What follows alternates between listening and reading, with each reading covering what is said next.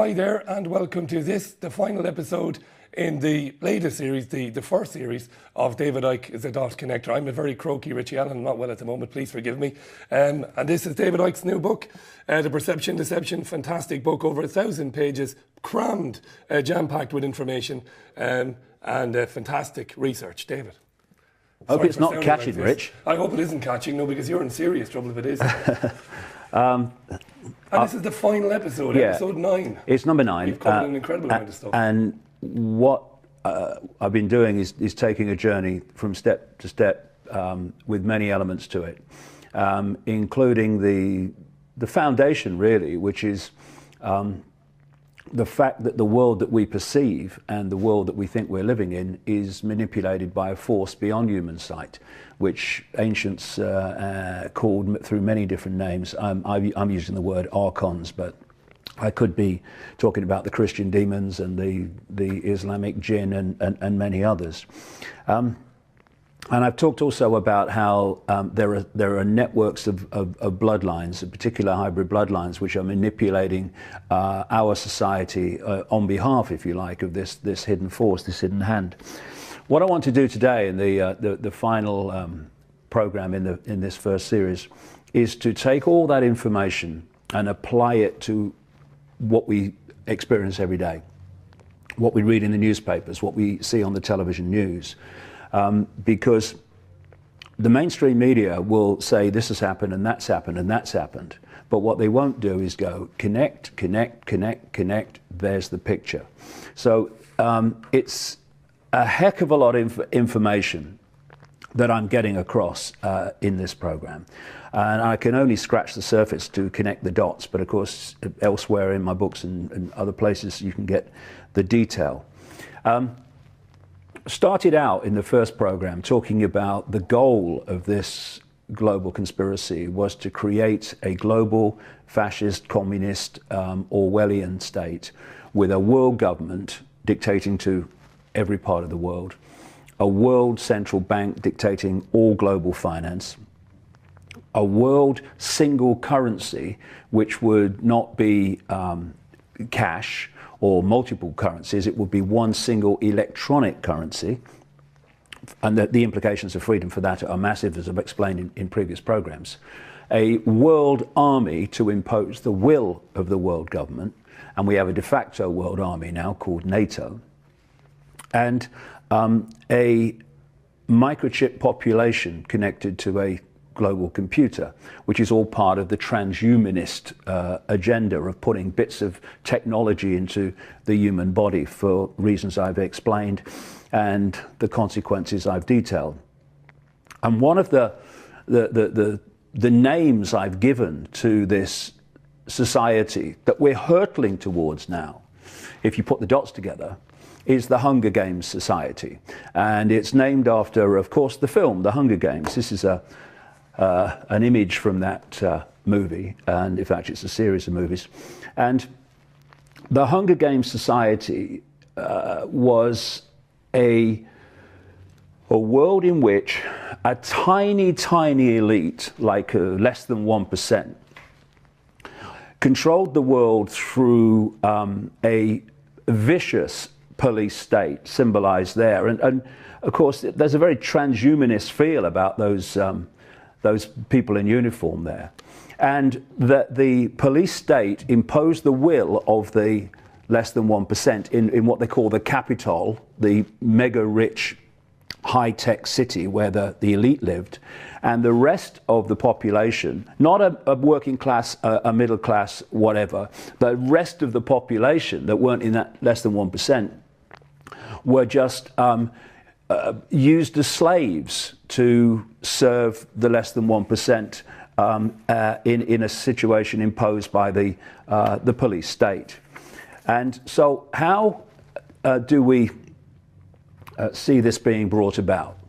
Well, first of all, if you're going to put the masses, including the people well off or very well off that are not part of your less than 1%, if you're going to put them in that state of slavery, then you have to deny them and take from them any wealth. And of course, here's a David D's image David D's an American artist who does a lot of political art, and that really sums up how they have done it and how they are continuing to do it. I explained in the last Dot Connector show how the crash of 2008 was coldly manipulated by taking away the checks and balances and letting the free flow of unfettered greed run riot and create the crash. And what happened then, and this picture just brilliantly symbolizes it, is there was probably the biggest transfer of wealth in human history, known human history, from the people through governments to the banks. Therefore, the less than 1%.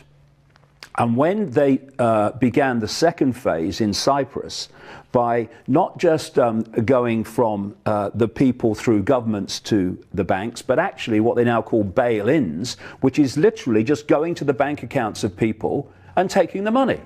Now, once you can do that, and these bail-ins are becoming more and more prevalent, you can go to people, as happened in Cyprus, you can go to the bank accounts of people who currently think they're well off and prosperous and okay, and it's not my problem, and you can make sure it is their problem overnight. And if we look at this next image, this is just sums up what I'm talking about. This is income for 2010, and it's worse now, the disparity, in the United States. And look at it. Where's the middle class even today, Rich? You know, you're going from people with nothing, and then it doesn't rise that significantly at all, then suddenly whoosh. That's the Hunger Games less than 1% that we're talking about. And if we go to the next graph, this is net property wealth in the United Kingdom. Same story. Again, nothing, then, you know, relatively not a lot more, and then whoosh, up it goes again. So when we're talking about the Hunger Games society, as I have been for so long, and this is what they, you know, I've just described the structure they want, it's not only going to happen, it is happening. Look at it. So if we then look at the ways that this is being brought about, on top of stealing wealth from people, we come to something called Agenda 21, which is agenda for the 21st century. And Agenda 21 goes along with something called sustainable development and biodiversity. And these three things together, they're actually one agenda, are being used as an excuse to transform human society. This image, again, the David D's image, sums up what I'm talking about. And that TPP there, the Trans-Pacific Partnership, is one of the so-called free trade agreements and partnership agreements which are giving more power to corporations over governments. So corporations can sue governments if governments do things that the corporations don't like. And Agenda 21 was established at the 1992 Earth Summit in Brazil, and that was headed by a Rothschild Rockefeller gopher, an oil billionaire, a Canadian bloke called Maurice Strong. And he has been a frontman for this. He's on the run in China now, but he's been a frontman for a long time for this. And he said in his support of Agenda 21, all those decades ago, isn't the only hope for this planet that the industrialized civilization collapse? Isn't it our responsibility to bring this about? And what he's talking about is what this Agenda 21 and its advocates talk about in their documents, which is the post-democratic, post-industrial society. This is the society of Agenda 21. So let's just look here. Just quoting from the Perception Deception here. What the Agenda 21 documents, which is being orchestrated through the United Nations, this stalking horse for world government and centralized global dictatorship, what does it want? Its demands include central control of all land, all private property, centrally controlled, no private property, all water sources and distribution. You see how we talked in the Dot Connector shows about how authorities are now saying we own all the water, including the puddles when the rain falls. You can't collect water and all of that. Yeah. All energy supplies controlled centrally, and distribution of all food and production of all food. And what have I said in these Dot Connector shows? If you control the food, then the only access to food is if you do as I say. You control the water, the only access to water is if you do what I say. So let's go through this quick list of Agenda 21. And if people want to put it into a search engine, they'll find a fantastic amount of information exposing this. They want an end to national sovereignty. This is what's happening, of course, in Europe, in the European Union. They want that to happen all over the world. State planning and management of all land resources, ecosystems, deserts, forests, mountains, oceans and fresh water, agriculture, rural development, biotechnology, and ensuring equity. That means equal slavery. The state to define the role of business and financial resources. In other words, control all business and anything that happens financially. Abolition of private property, because they say it's not sustainable. Restructuring the family unit. And of course, you know, I've talked in my books for years and in the Dot Connecting shows and the paper reviews on your show about how wherever you look at social engineering, whatever angle it comes from, the family unit is the target, because they want to break up that unity and they want to get control of the children. Oh, synchronicity. The next one is children raised by the state. People told what their job will be. Major restrictions on movement. Creation of human settlement zones. Getting people off the land and putting them in densely populated human settlement zones. I'll get to that as we go along here. Mass resettlement of people as they are forced to vacate land that they currently live, where they currently live. Dumbing down education, brackets, achieved. Mass global depopulation in pursuit of all of the above. And it's being orchestrated through the United Nations and an organization called the International Council of Local Environmental Initiatives, which that was its first name. Now it's known as Local Governments for Sustainability. What that local part of it is Agenda 21, and the Orwellian state is about controlling people right down into the fine detail of their lives, wherever they may live. So you've got to get the control system into the locality, into the local authorities, and that's why Agenda 21 is local authority based and altogether becomes a global network. Also, did you know, I bet very few people did, that from 2005 to 2015, it's the decade of Education for Sustainable Development, or ESD. And as I've said here, put another way, the decade of mass controlling our kids to be good little slaves. This is one statement in relation to this programming of children to accept the society that I'm talking about. The decade of ESD is far-reaching and complex undertaking that potentially touches on every aspect of life. The basic vision is a world where everyone learns the values, behavior and lifestyles required for a sustainable future. Watch that word. Sustainable sounds great because it means you don't use more than can be replenished, but that's not the use of the word. It's an Orwellian use of the word, an inversion of the use of the word. For a sustainable future and for positive societal transformation. In other words, transforming society into the vision of Agenda 21. And talking about there the dumbing down of education, this is another quote from these documents. Generally, more highly educated people who have higher incomes can consume more resources than poorly educated people who tend to have lower incomes. Here's the line. In this case, more education increases the threat to sustainability.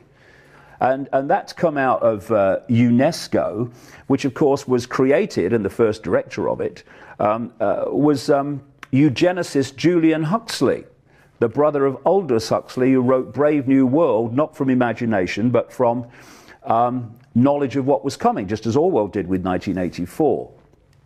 So, how do you transform society? You've got to have excuses for it, and you've got to get people off the land.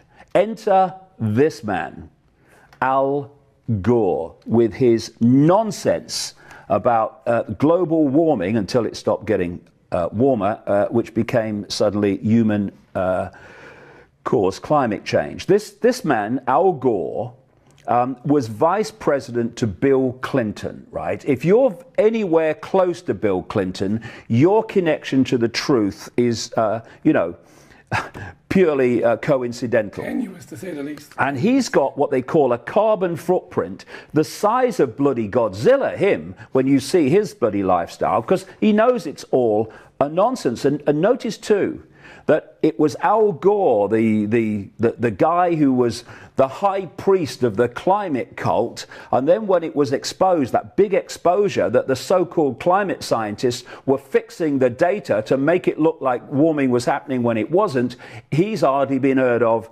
ever since, if you notice. So let's look at this manipulation, because global warming and human-caused climate change, these are the engines that are driving this transformation of society and the excuses for it. So let's look at this graph here. This was known as the hockey stick, right? And it was total fabrication. What they announced, these, you can trust them, climate scientists supporting this nonsense, was that this is the graph of the Earth's temperature. And you get to into the 19th, 20th century, when there was a lot more carbon dioxide in the atmosphere, that, they pointed out, and suddenly, whoosh, look at it, hence the hockey stick. Now, this has been absolutely discredited. And look at this next graph, which is what they didn't want you to know. One of the things that came out when the scientists were exposed for fixing the data is that they were desperate to lose what is known as the medieval warm period. Now, look, we're talking 100 AD up to what is it, 700, 800 years ago. And you had this massive warm period when the Vikings colonized Greenland because they had ice-free seas. And it was for many people it was a time of abundance because of the temperatures much higher than they are today.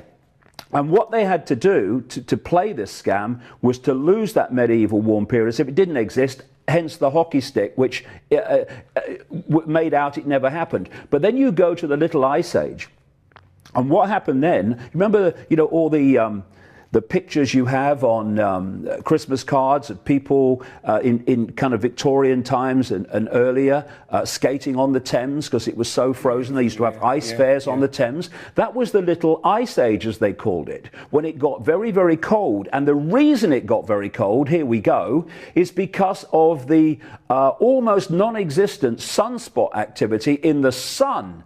And these climate idiots actually ignore the sun as part of, indeed, the very basis of what changes temperature and dictates temperature. So as a result, when they've said, as in the 20th century temperatures, this is the hottest it's been since records began, those records began in the Little Ice Age. Of course it's going to be higher now than it was then. So we'll come back in a second to have a look at the truth of what has happened to the Earth's temperature in the last few years when we're supposed to be in this global warming nightmare. Great stuff, David. And we will take a very quick break now. We'll be back with the second part of Dot Connector after this.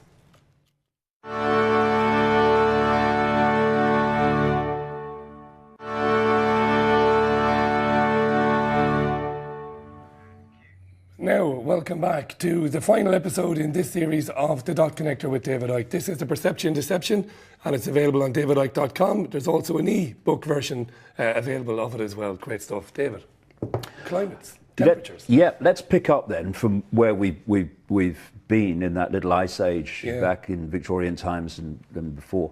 And let's look at the reality of temperature rises in this period when global warming became climate change. Why did global warming become climate change? Because global warming became unsustainable because it wasn't warming. Here's a graph that shows the temperature rises, or lack of them, since 1997. 1997 it was to 2012, and it's gone on to present time. That is the truth. So when people say, oh, yeah, you know, this extreme weather, it's climate change because that's what happens when the temperature warms. It ain't warming, so how can it be? And this is the truth about what's happening. Now, if we go to this next graph. Now, these are greenhouse gases, right? Now, if you listen to the propaganda, CO2, carbon dioxide, is the one on the far left, right? Got to be. The propaganda wouldn't be what it is about CO2, without which we wouldn't be here, by the way. Let's take something we need to survive and then let's demonize it. Do you know what that graph is on the left of greenhouse gases? It is water vapor and clouds. So let's demonize condensation, shall we? I mean, let's demonize clouds. That's the truth. And not only that, the grey part is naturally occurring greenhouse gas in their various forms, gases in their various forms. The green bit, and notice on the CO2, it's just a sliver, the green bit, that's the only bit that comes from humans. All the rest comes from a natural state of CO2 production. I mean, it is insane that what is being suggested. So let's look at Agenda 21 in more detail, and the way that it's being driven by human-caused climate change, as is alleged. And also, let's look at a quote from, or listen to a quote from a scientist who was there on the gravy train, but then realized what a nonsense it was. Here's another David Dees image, which again brilliantly summarizes the stalking horse to fascism and fascism, communism, the different expressions of the same thing anyway, that Agenda 21 is. And while we look at that, I'll give you a quote from David Evans. He's an engineer and former consultant for the Australian Greenhouse Office, now called the Department of Climate Change. And he said that global warming, or the global warming debate, has reached ridiculous proportions and is full of micro-thin half-truths and misunderstandings. I am a scientist who was on the carbon gravy train, understands the evidence, was once an alarmist, but am now a skeptic, he said. The whole idea that carbon dioxide is the main cause of recent global warming, as it was when he was quoted, is based on a guess that was proved false by empirical evidence during the 1990s. This is an important quote. But the gravy train was too big, with too many jobs, industries, trading profits, political careers, here we go, and the possibility of world government and total control riding on the outcome. So rather than admit they were wrong, the governments and their tame climate scientists now outrageously maintain the fiction that carbon dioxide is a dangerous pollutant. So one of the great parts of this agenda is to get people off the land and into these, what it calls in its documents, human settlement zones, where people are put into these densely populated micro units. I'll give you an example later on as we go along. But what I want you to look at now, just to show that, you know, this is not being made up, is a map of the United States, and then I'll explain what it means. This is a simulated reserve and corridor system to protect biodiversity. Biodiversity, Agenda 21, sustainability. As required by the UN Convention on Biological Diversity Wildlands Project, UN and US Man and Biosphere programs and World Heritage Program as a vital step to attaining, here we go, sustainable development. And in fact, this map, for reasons I'm going to explain, was used in the United States Senate to stop the ratification of the United Nations Convention on Biological Diversity by the United States when senators saw this map and what it means. But what has happened, even though the United States has not signed up to it and ratified it, it's still pushing the agenda on in the United States anyway. Now, you see the red areas in America. These are, quote, core reserves and corridors, little to no human use. Look at the number of people that live in those red areas currently that are designated not to live there in relation to Agenda 21.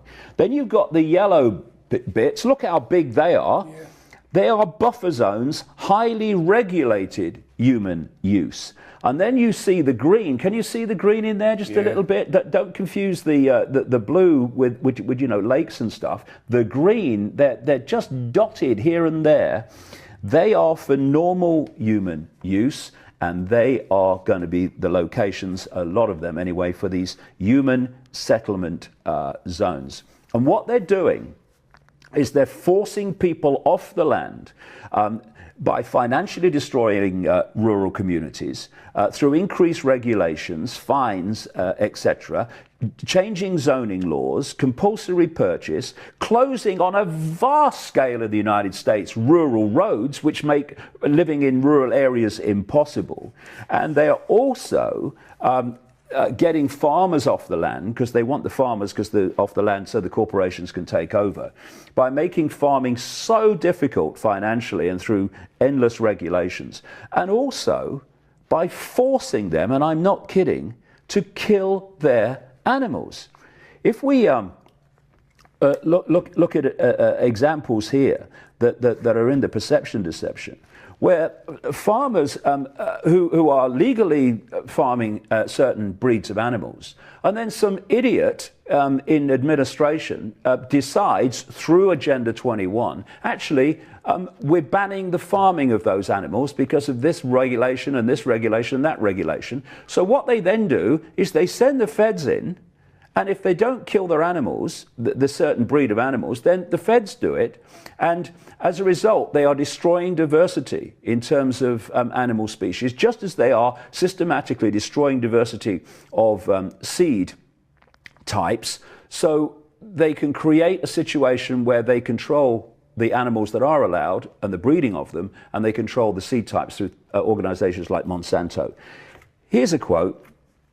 In the past 15 years, 190 breeds of farm animals have gone extinct worldwide. There are currently 1,500 others at risk of being wiped out.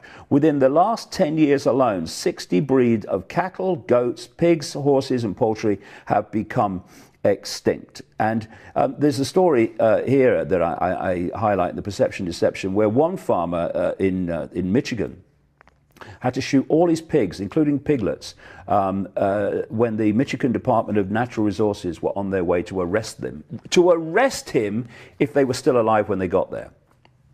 So there's so many ways of clearing the land, and one of the major ones that we're seeing unfold now is by, I would strongly suggest, the creation of extreme weather, which makes farming impossible, whether it's floods or whether it's drought, and drives people from the land because they simply cannot farm anymore. And that brings me to this little place called HAARP, High Frequency Active Auroral Research Program. It's in Alaska. And people focus on HAARP, and yes, they should, but there are increasing HAARPs around the world now. It's not just the one in Alaska where it seems to have started out. And this is controlled by DARPA. This is the technological development arm of the Pentagon and one of the most sinister organizations on planet Earth. And what HAARP does is it fires high-powered radio waves into the ionosphere in the upper atmosphere and starts the ionosphere to vibrate. And that vibration increases massively the power of the radio waves when they are reflected back to Earth, and they can manipulate the weather, piece of cake, and they can cause earthquakes in more extreme situations.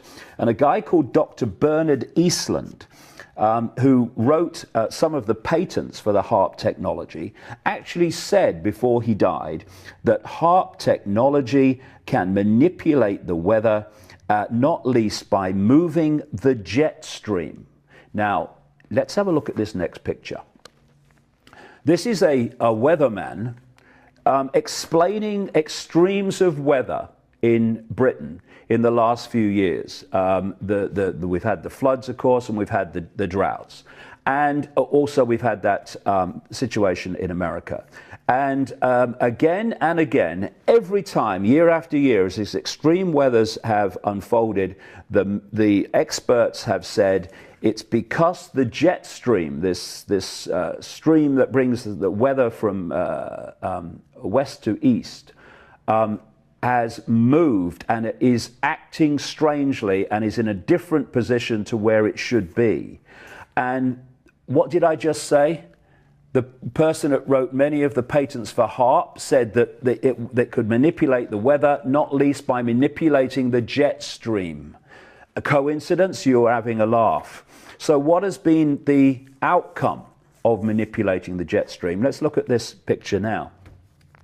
This is the 2013 drought in the United States. And of course, in California, as we speak, they're having a major drought.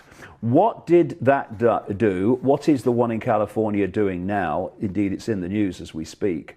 It is devastating farmers, independent small farmers that don't have the ability to ride these situations like the corporations do. They're forced off the land, and thus in come the corporations, and the food chain is controlled ever more powerfully, and more people are forced into the cities, which are designed to be these human settlement zones. Now, there's a drought, but any extreme of weather is possible with HAARP. So let's look at these pictures.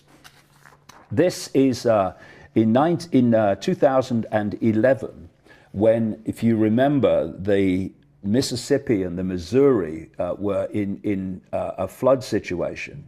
And what happened, if you remember, is the Army Corps of Engineers blew some levees because they said we have to, or it will be terrible further down the river. And as a result of blowing those levees, they destroyed farmland on a massive, massive scale. Most of it run by small family farms like this. And you know, 3 weeks after they did this, the federal government wrote to the owners of these flooded farms, offering to buy them through the Army Corps of Engineers that blew the levees. Get people off the land. And if you remember, in one of the dot connecting shows, I mentioned a guy called Dr. Richard Day, a Rockefeller insider, who predicted in 1969 how the world would change, and it absolutely has in fine detail. And one of the things he said was the weather will be modified and used as a weapon of war to create drought or famine. So let's look at the next picture. Apart from different architecture, it's exactly the same scene, and this is the British floods this year, which have devastated rural communities and devastated, here we go again, independent farmers and their ability to function and survive. Also happening in Britain and indeed in America and elsewhere. We're having services to rural communities taken away. You know, in America, one of the things they've done is taken out the slip roads from the freeways in rural areas, so that people aren't coming off the freeways and you know, spending money in cafes and such like in these rural communities. They're going on to the corporations in the middle of nowhere, in the middle of the desert, where you get McDonald's, a Burger King, and all these things. It's all part of destroying rural communities and getting them off the land. And you know, because of the interview you did with a guy called Richard North, a guy who saw documentation of the European Union when he was there, that This is in the, I think this is in the Somerset Levels, which has been devastated by floods in recent months. And he said that the reason that the rivers weren't dredged for years, as they would have been to prevent stuff like this, or mitigate it anyway, was because the European Union had designated this whole area to go back to nature without telling the people living there. So don't dredge the rivers, let them flood, let this situation occur, and then what happens? You get people off the land. Now, let's look at this map of America. This is a map of the proposed mega regions of the United States, and it's planned to happen all over the world, where you concentrate populations in certain areas and you keep them off the rest of the land, basically.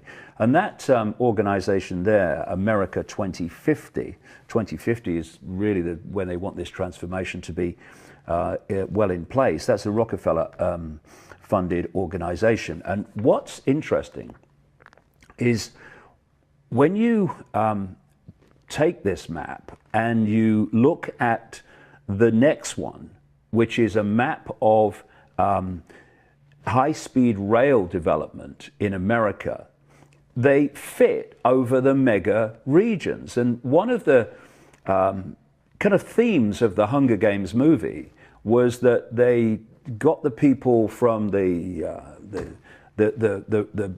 human settlement zones into the capital on these high-speed trains.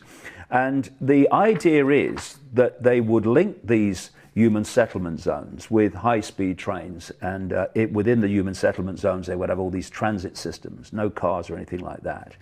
And it's funny that, you know, in America, since the invention of the aircraft, basically the railways, apart from commuters and there's big goods trains here and there, they've just been left to go. Yet suddenly Obama has announced massive investment in American rail systems, high-speed rail systems. And, you know, in this country, this high-speed railway system of lines that's being pushed by the current government called HS2, that's all part of this. And, you know, I know this for a fact, that not only is this happening too in Europe, this high-speed train network thing that's being built, but some people who are, quote, railway executives actually work for NATO. I know that as a fact.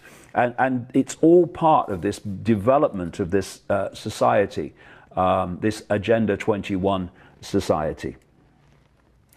David, thank you very much. That's great stuff. We're going to take a very quick break. When we come back, we'll have the final part of this series of David Icke, the Dot Connector. Back in a minute.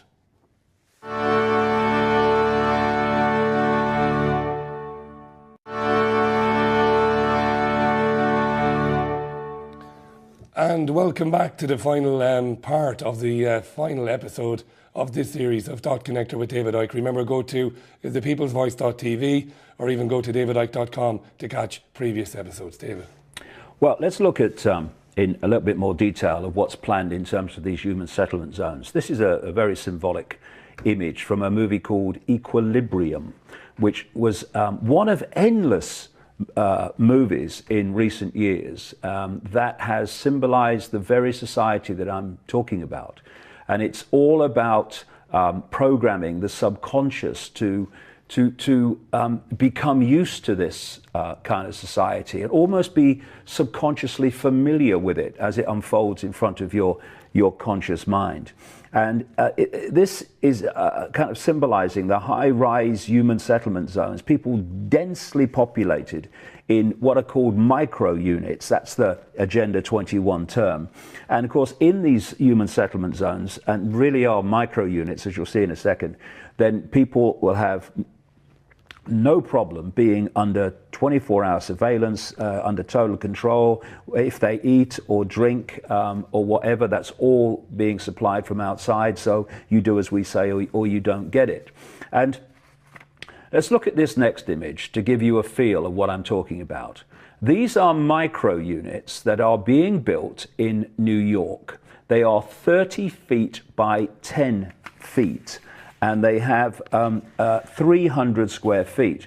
They were announced by the outgoing mayor of New York, Mayor Bloomberg, And his one townhouse, which is one of many, many houses and mansions he has around the world, is 12,500 square feet, and I don't think that he will be in a micro unit. No.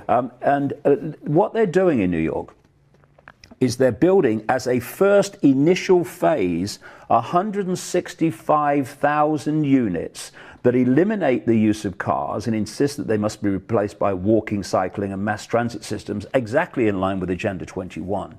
And look at it, these 165,000 units are 30 feet by 10 feet, and they expect people to live in them, except that that is absolutely in line with Agenda 21. And it's not only in New York that this is happening. And in other parts of the world, in California, for instance, and other parts of the world, they are changing the building regulations so that you have to build smaller and smaller homes for people. If we go to the next image, this will bring us to another part of Agenda 21, which is Frankenstein food and using food, genetically modified food, to genetically modify the human species.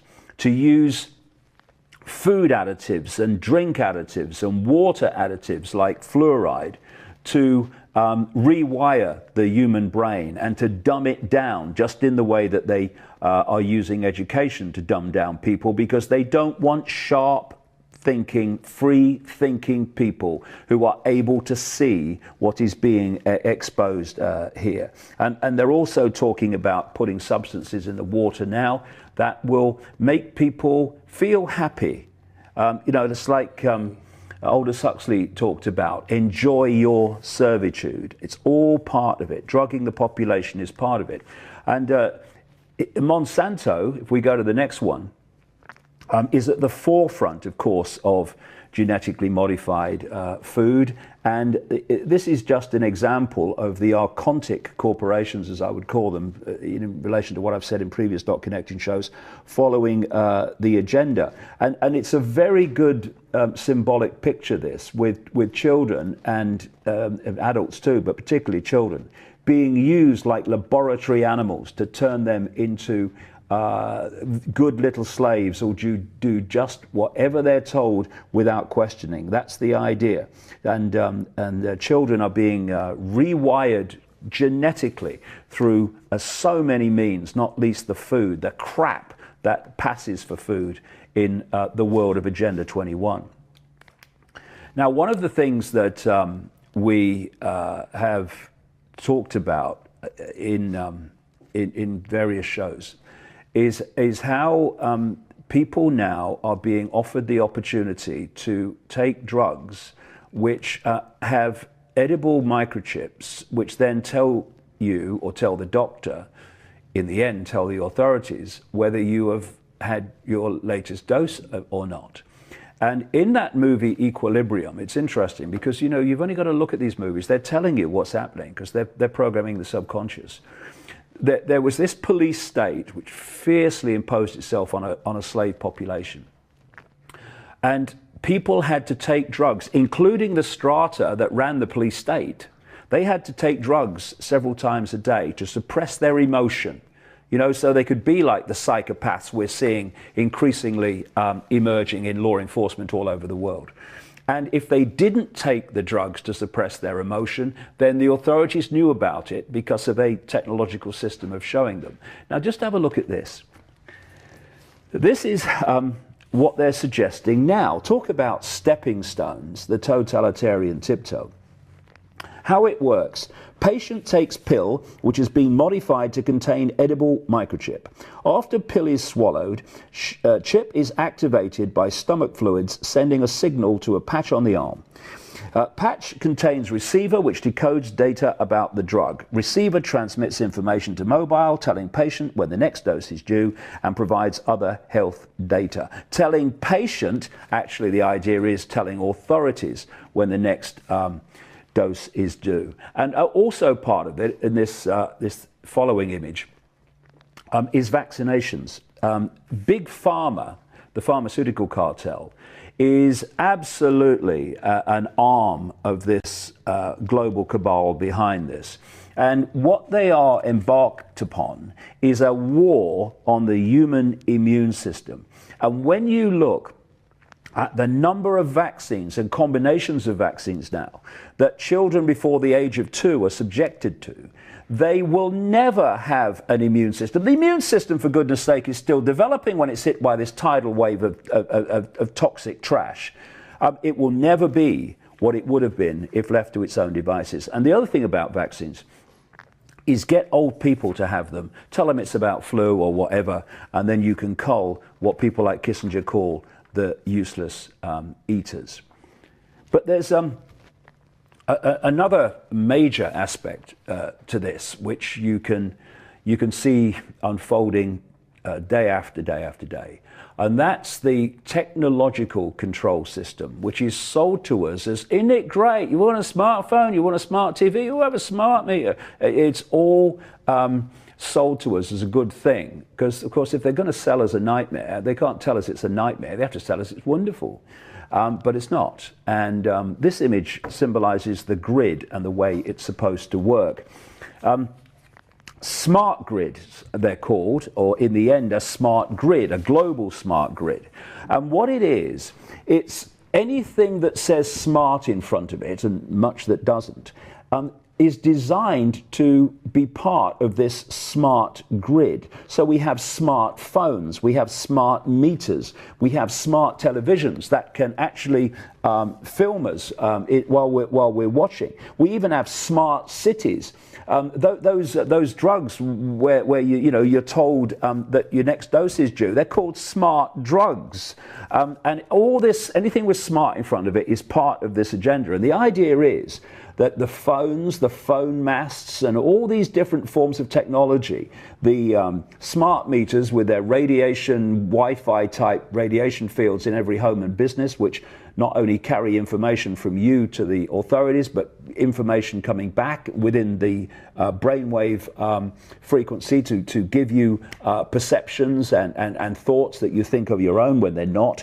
All this is designed to come together as one gigantic control grid, dictating the information in the energetic field at the level of the atmosphere that we live our lives in. And crucial to that is something called transhumanism, which we'll see here in this magazine article. Transhumanism is introducing technology to the human body, which is a biological computer. That's why technology can interface with it.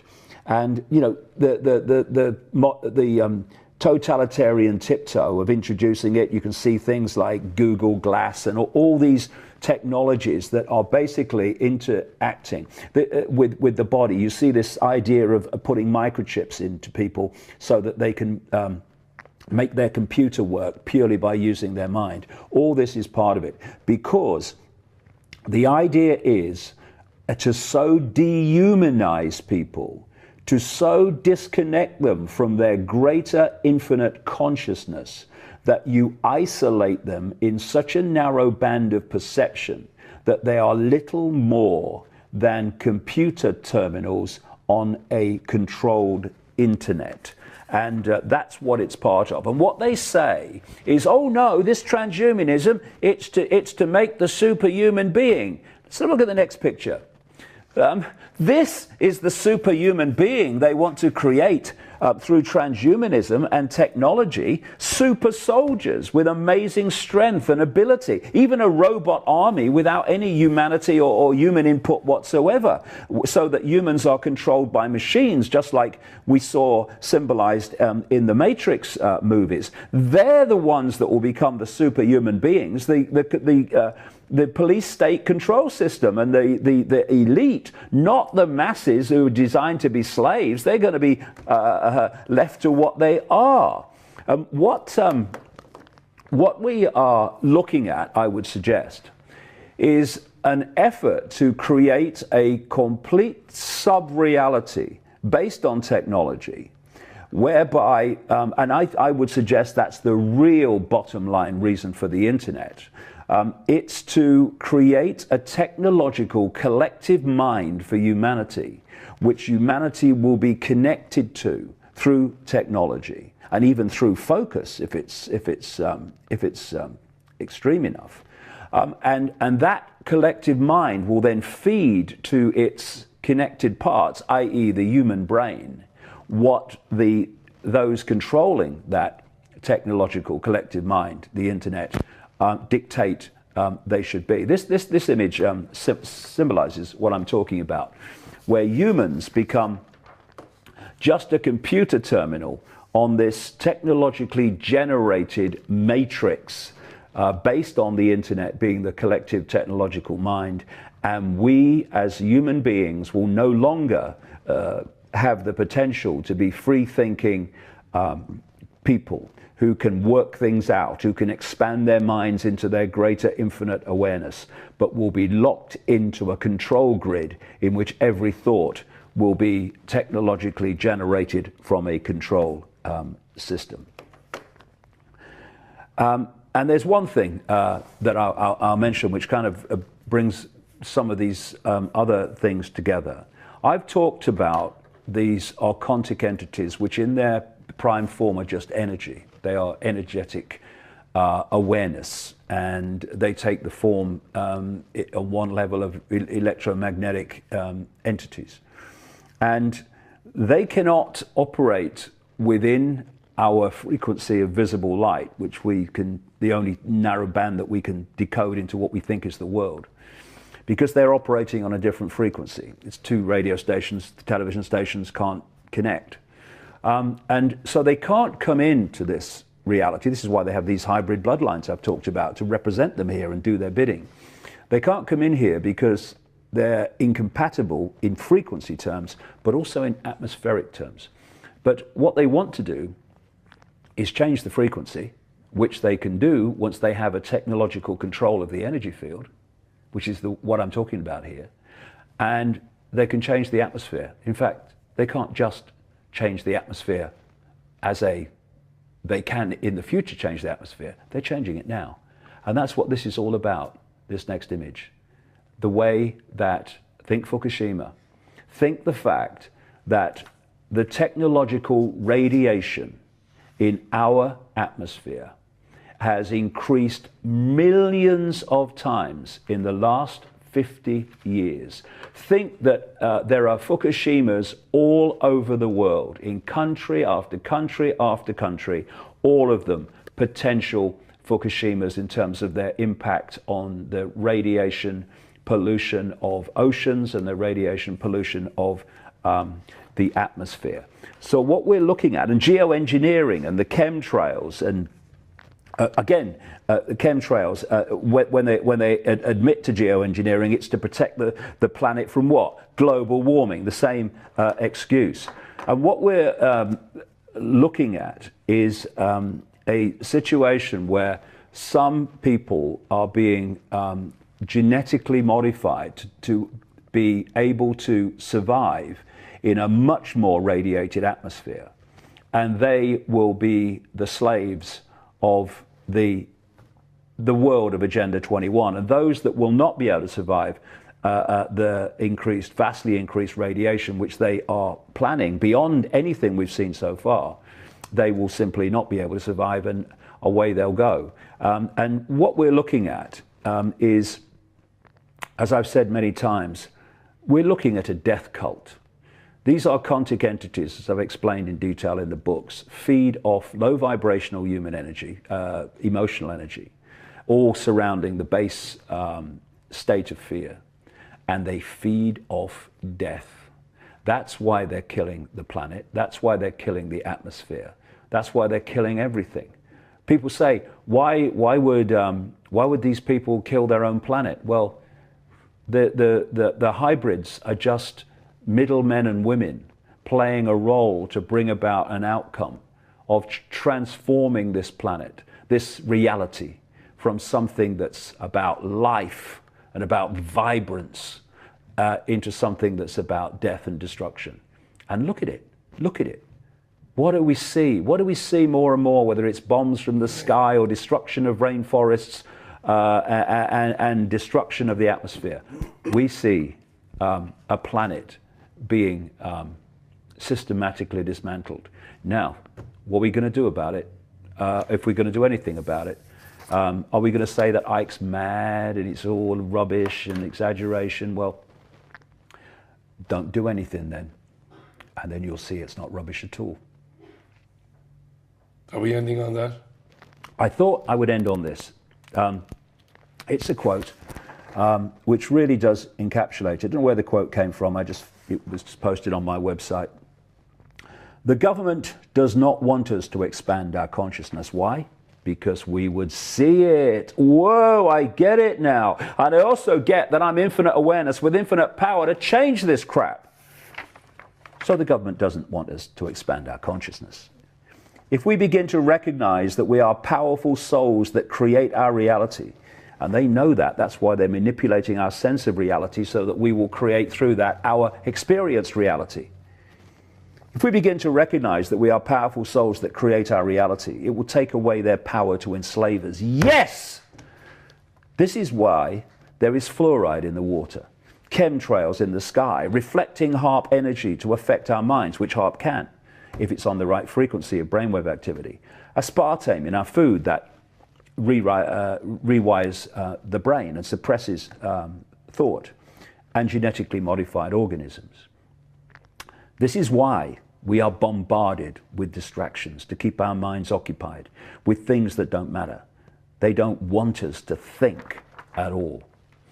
And I spent the last 25 years dedicating my life, certainly in the last 10 years, virtually every minute of it, to exposing this. Because if people don't know this is what's happening, and if they do and they don't do anything about it, then this is going to unfold. It is unfolding all the time while we're watching. This is why I write the books. This is why I've done what I've done. And this is why the people's voice exists. The people's voice exists so that this information can go out televisually to anyone who wants to see it, when it wouldn't have done before. How many people want that to continue? How many people want this information to go out to as many people as possible so we have the potential of doing something about it? We'll see what happens to the people's voice, and then we'll get our answer.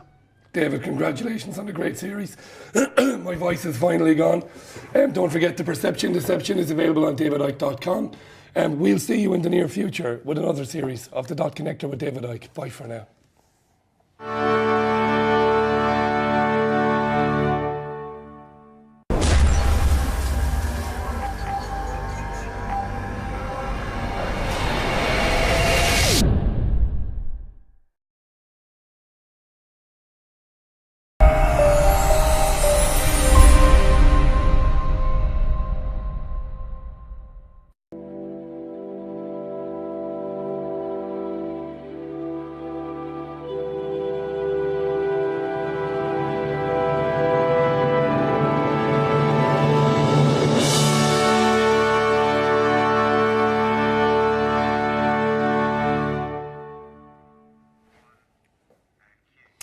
Well, hi there, and welcome to the final episode in the latest series, the first series of David Icke Dot Connector. I'm a very croaky Richie Allen, I'm not well at the moment, please forgive me.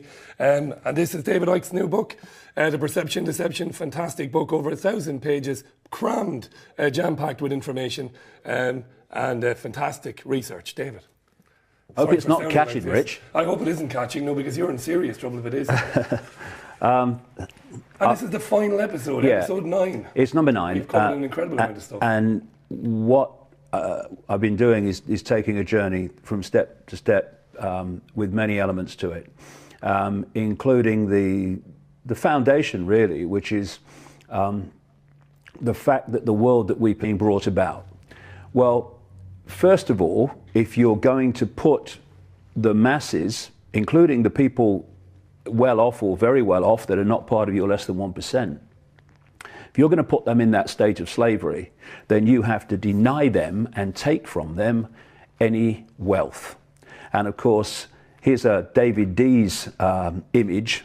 David Dee's an American artist who does a lot of political art, and that really sums up how they have done it and how they are continuing to do it.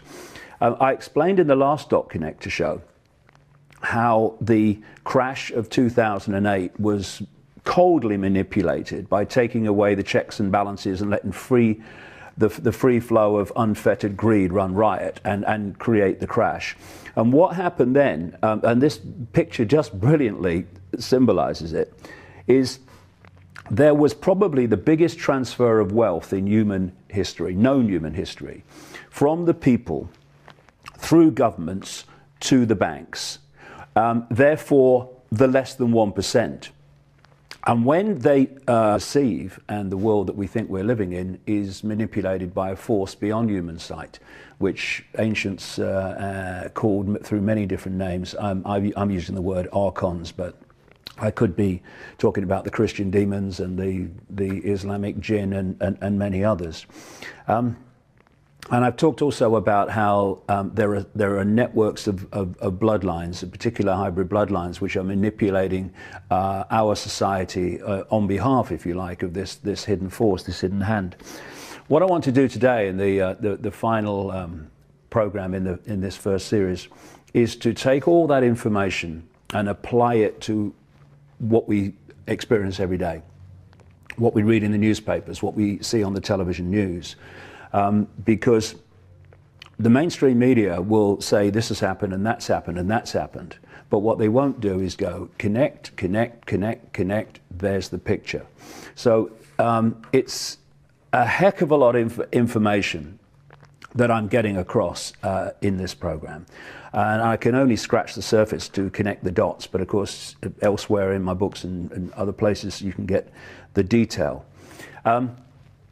Started out in the first program talking about the goal of this global conspiracy was to create a global fascist, communist, Orwellian state with a world government dictating to every part of the world, a world central bank dictating all global finance, a world single currency which would not be cash or multiple currencies. It would be one single electronic currency, and the implications of freedom for that are massive, as I've explained in previous programs.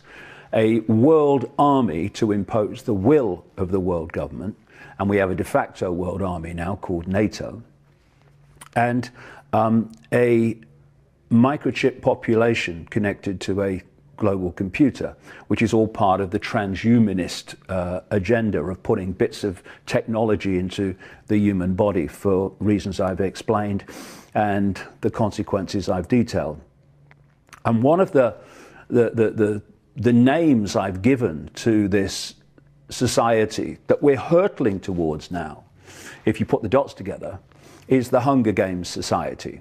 And it's named after, of course, the film, The Hunger Games. This is an image from that movie, and in fact it's a series of movies. And the Hunger Games Society was a world in which a tiny, tiny elite, like less than 1%, controlled the world through a vicious police state, symbolized there. And of course, there's a very transhumanist feel about those people in uniform there. And that the police state imposed the will of the less than 1% in what they call the capital, the mega rich high-tech city where the elite lived, and the rest of the population, not a working class, a middle class, whatever, the rest of the population that weren't in that less than 1% were just used as slaves to serve the less than 1% in a situation imposed by the police state. And so how do we see this being